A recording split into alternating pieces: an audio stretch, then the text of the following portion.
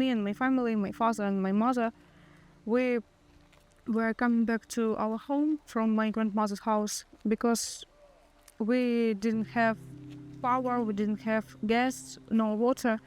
And to cook food, we visited her and we helped to cook food for her and my grandfather. And we were coming back. It was around 4 p.m. It wasn't dark. We had white stripes. The Russian soldiers told us to wear white stripes to show that we are civilians. And right here, my father was the first one, then my mother, and I was the last one. So I could see my mother. She was very close to me. And suddenly, we didn't see any soldiers, any signs, nothing to show that we can't walk this way, and we walk this way in the morning. But suddenly, a very loud gunshot. It was so fast,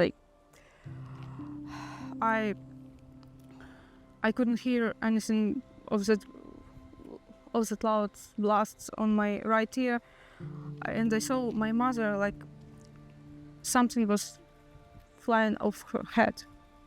Actually, it was maybe her blood or maybe a bullet, but it was so fast I couldn't understand what's happening, and I just screamed, "Lay down!" and we all fall on the ground. I checked if my ear is bleeding. It was okay, but I couldn't hear anything. So I saw my father. He was laying on the ground too. He asked me if I'm fine. I said I'm okay, but I saw that something flew out of my mother's head. My father told me hide behind her body. I came to her. I tried to call her. I was near her legs. I tried to shake her leg.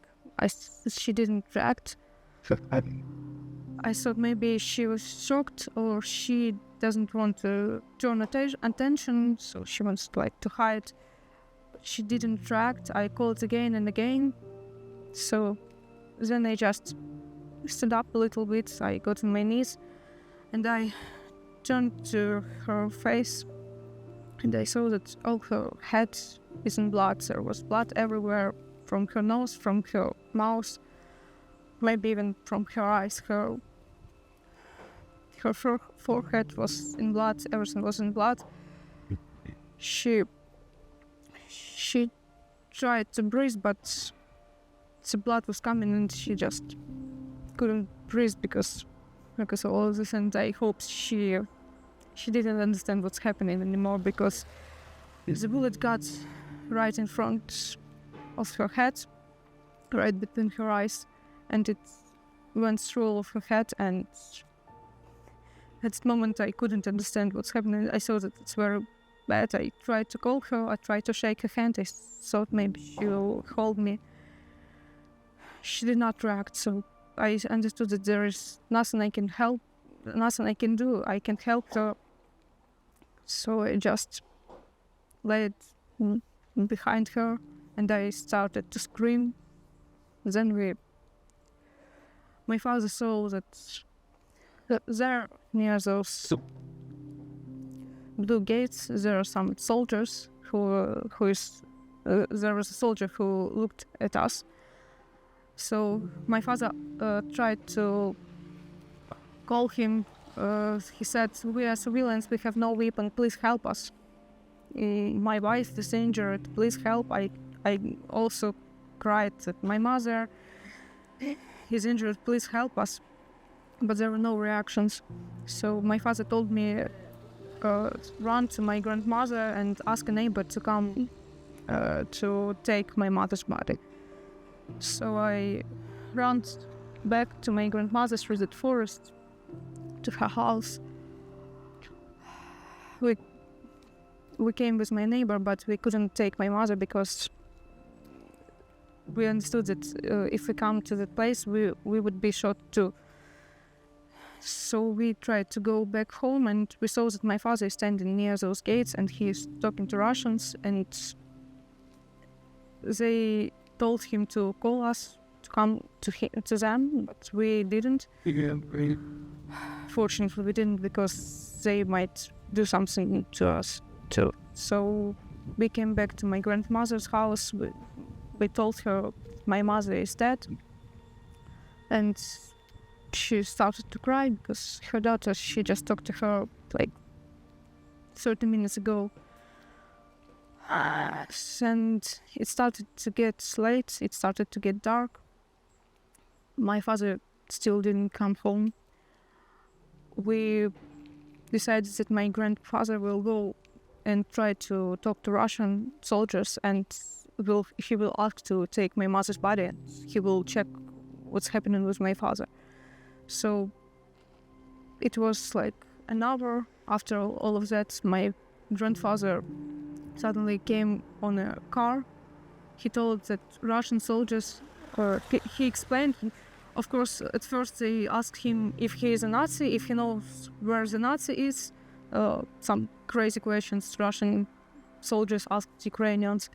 And then he explained that he just wants to take body of my mother, and they gave him a stolen car, and they helped him to put my mother's body into the car on the back seats, and he drove to my grandmother's house.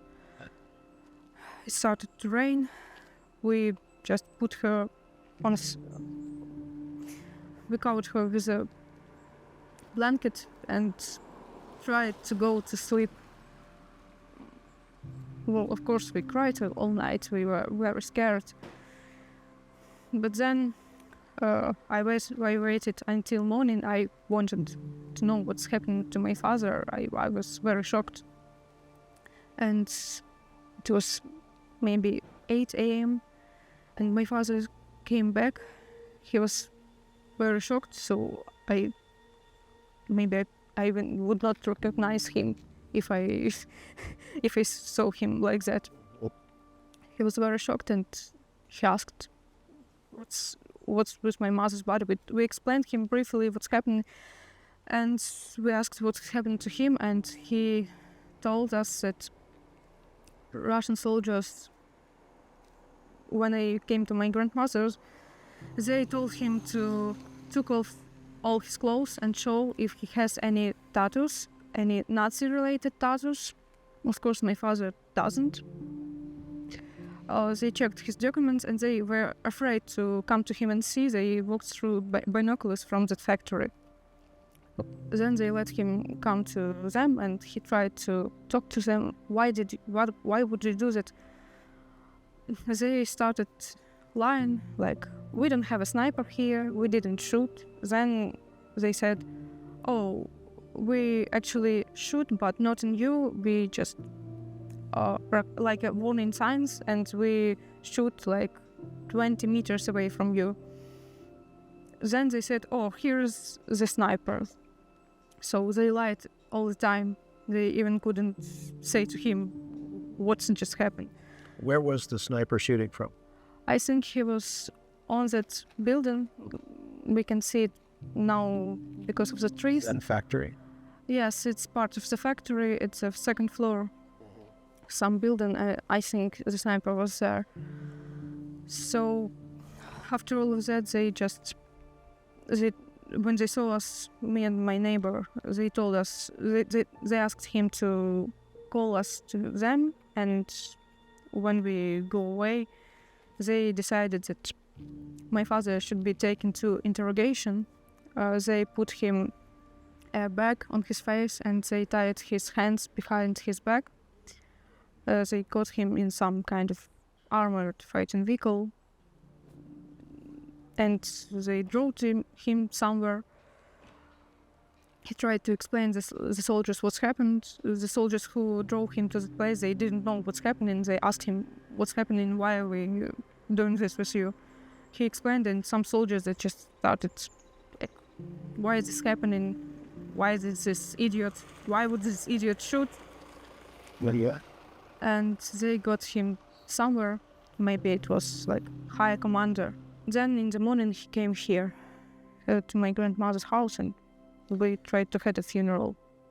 You had to bury your mother in the yard. Yes, we couldn't go to the cemetery. We couldn't go anywhere. We were afraid to go anywhere. So my father just had to make a grave in our garden.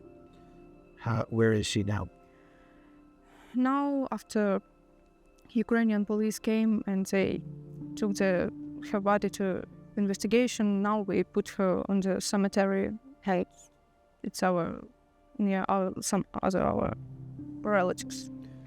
This is obviously a very difficult story for you to tell. Yes. It's a very difficult story for me to hear. Why do you want to keep telling it? I understand that there are many people whose friends, relatives, close ones were killed, but not everybody is ready to speak, to tell it. But I feel like I have to tell this to people around the world. People over the world know what Russian soldiers do to Ukrainians, to show all the war crimes. And I want to explain for people all over the world why we need their help. And I just can't let it go and just forget about it. Do you think you will ever be able to forgive them? They don't ask for forgiveness, so of course no, they did it on purpose, so never.